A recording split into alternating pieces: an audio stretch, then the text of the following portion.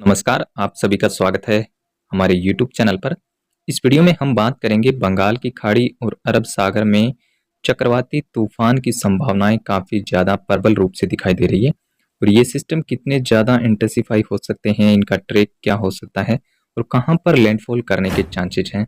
इस वीडियो में हम विस्तार से बात करेंगे।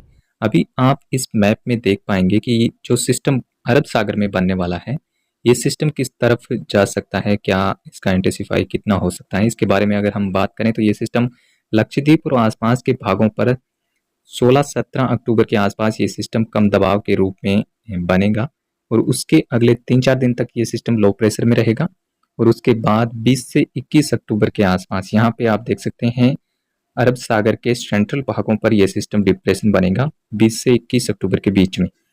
और उसके बाद अगले 24 से 48 घंटे के दौरान यानी कि 21 से 22 अक्टूबर के बीच में ये सिस्टम साइक्लोनिक स्टॉर्म यहाँ तक ये बन सकता है। ऐसी संभावनाएं अभी जीपीएस के मुताबिक नजर आ रही है। इसमें थोड़े बहुत बदलाव होने के चांसेस रहेंगे और उसके बाद आप देखेंगे और ज़्यादा इंटेंसिफाई हो रहा है ये सिस्टम। यहाँ पर आप 23 अक्टूबर के आसपास का डाटा देखेंगे तो ये सिस्टम सीवियर साइक्लोन की कैटेगरी में नजर आ रहा है और उससे भी ज़्यादा इंटेंसिफाई हो सकता है ये सिस्टम 23 अक्टूबर के आसपास। और उसके बाद में आप ये जैसे सिस्टम थोड़ा आगे बढ़ रहा है, इसके प्रेशर पे आप अगर नज़र डालेंगे तो और ज़्यादा प्रेशर कम हो रहा है और 24 अक्टूबर के आसपास ये सिस्टम वेरी सीवियर साइक्लोन या फिर एक्सट्रीमली सीवियर साइक्लोन की कैटेगरी में देखा जा सकता है।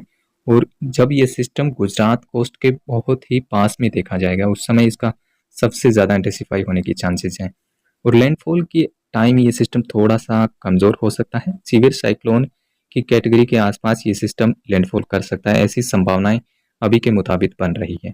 और अभी इसका जो ट्रैक है आप यहाँ पे इस मैप में देखेंगे तो ये सिस्टम कहीं ना कहीं पाकिस्तान की तरफ जाता हुआ दिखाई दे रहा है, लेकिन पाकिस्तान पर इसके लैंड करने के चांसेस काफ़ी कम हैं। लेकिन ये सिस्टम गुजरात, भारत के महाराष्ट्र और गुजरात के आसपास कहीं पर इसके लैंड करने के चांसेस काफ़ी ज़्यादा हैं।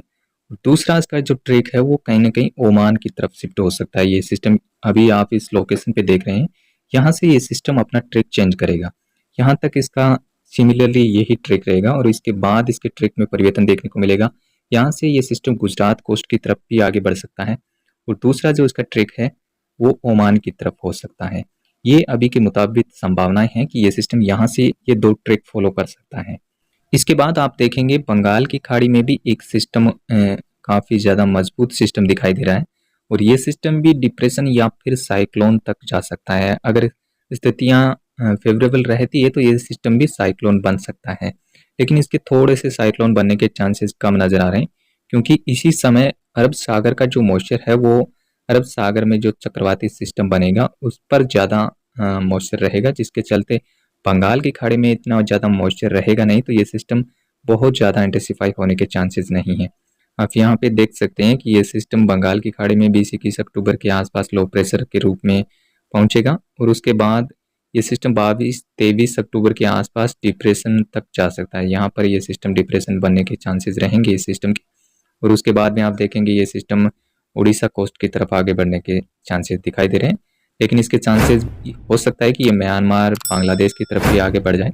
लेकिन ये सिस्टम अगर उड़ीसा की तरफ आगे बढ़ेगा तो इस सिस्टम के साइक्लोन बनने के थोड़े चांसेस ज़्यादा रहेंगे, लेकिन जो अरब सागर से इस सिस्टम को मॉइस्चर मिलना वाला है उसको यहाँ पे इतनी मॉइस्चर मिल नहीं पाएगा। हालांकि बंगाल की खाड़ी या दक्षिणी चीन सागर से इसको थोड़ा मॉइस्चर मिलेगा, जिसके चलते ये सिस्टम डिप्रेशन या फिर कुछ समय के लिए हो सकता है ये साइक्लोन भी बन जाए। यहाँ पर भी आप रेनफॉल मैप में भी देखेंगे कि इस सिस्टम का जो अभी का जो ट्रैक है वो जीपीएस के मुताबिक किस तरीके से इंडिकेशन मिल रहा है। ये सिस्टम आप यहाँ पर देखेंगे, ये सिस्टम जब तक डिप्रेशन बनेगा और डिप्रेशन से साइक्लोन के बीच में जो इसका ट्रैक है वो पश्चिम की तरफ ज़्यादा रहेगा और जैसे ही ये सिस्टम साइक्लोन बनेगा, थोड़ा इंटेंसिफाई होगा, उसके बाद इसका ट्रैक जो है वो उत्तर पश्चिम की तरफ आगे बढ़ने की संभावना है।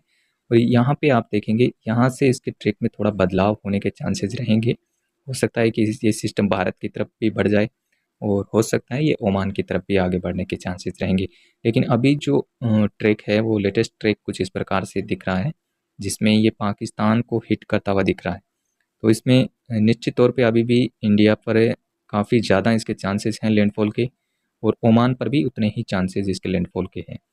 और हालांकि ये अभी फाइनल हो चुका है कि अरब सागर में लगभग फाइनल है कि यहाँ पे चक्रवाती सिस्टम बनेगा और काफ़ी मजबूत सिस्टम बनेगा, जो कि वेरी सीवियर साइक्लोन या फिर एक्सट्रीमली वेरी सीवियर साइक्लोन तक के उसके जाने के चांसेस हैं। लेकिन बंगाल की खाड़ी में अभी कंफर्म नहीं है कि वो सिस्टम साइक्लोन बनेगा या फिर डिप्रेशन तक ही सीमित रहेगा। लेकिन अरब सागर का सिस्टम अभी यहाँ पर चक्रवाती घटना काफ़ी ज़्यादा बढ़ चुकी है और यहाँ पर निश्चित तौर पर साइक्लोन देखने को मिलेगा।